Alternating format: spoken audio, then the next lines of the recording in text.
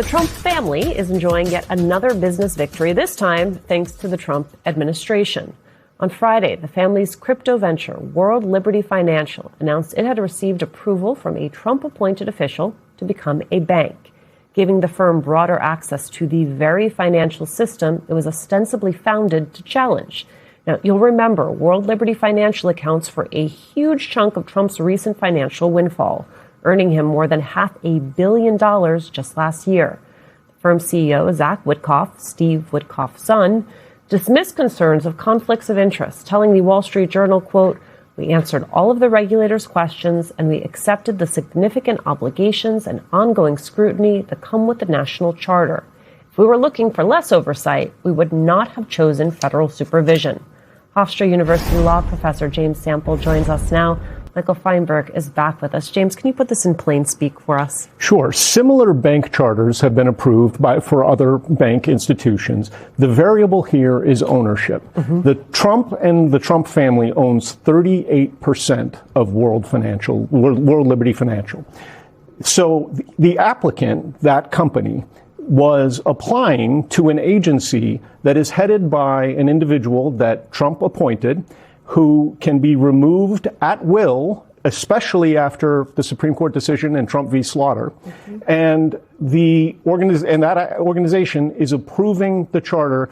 The only oversight that exists is now through the Attorney General, who, as you just established in prior segments, is essentially acknowledged and is at least telling the truth now that he views himself as the president's attorney. Thank you for walking us through what would be every check and every balance. Michael, the other part here is the fact that we're talking about crypto. Crypto is decentralized currency for outsiders, people who are pushing back against traditional systems. How hard is it to trace, then, the money that is in that system? Significantly harder than it would be for a normal traditional financial system.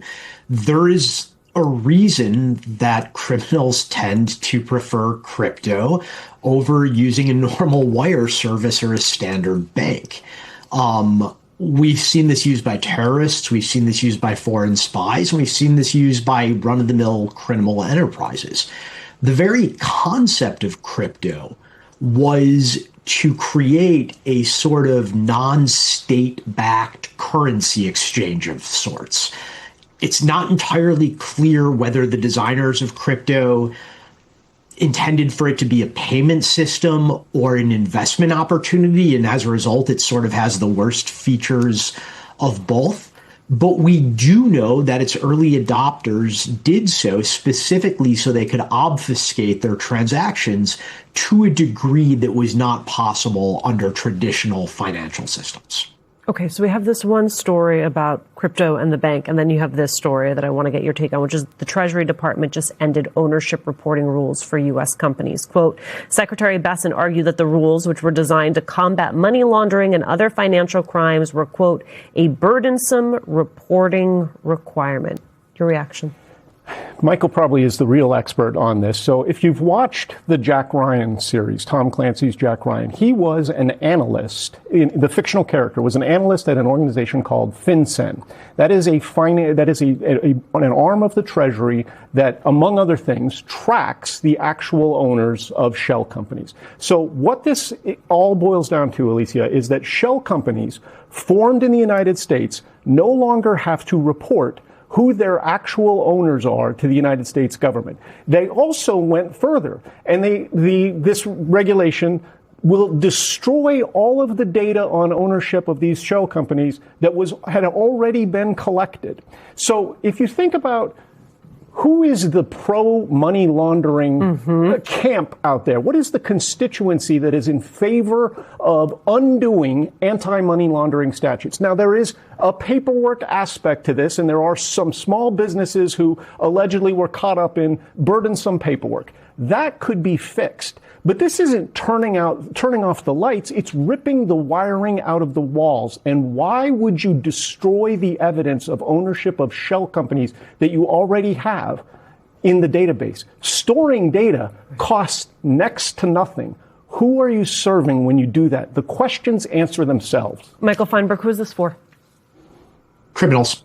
Largely white-collar criminals, because they are the ones who can afford to go through the entire process and logistic burden of setting up a shell company. But make no mistake, I mean, there's also foreign intelligence services and foreign terrorist organizations that do the same thing.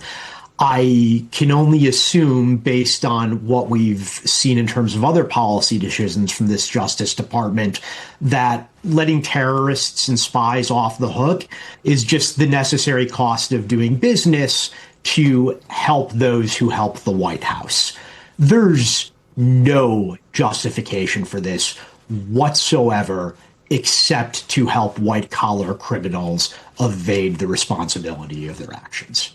Worth noting before we go, in reaction to what you said, Bessent explicitly said that getting rid of this rule would not harm national security. According to your analysis, that would seem not to be so. Michael Feinberg, always good to have you. Thank you. James, I'm going to ask you to stick with us.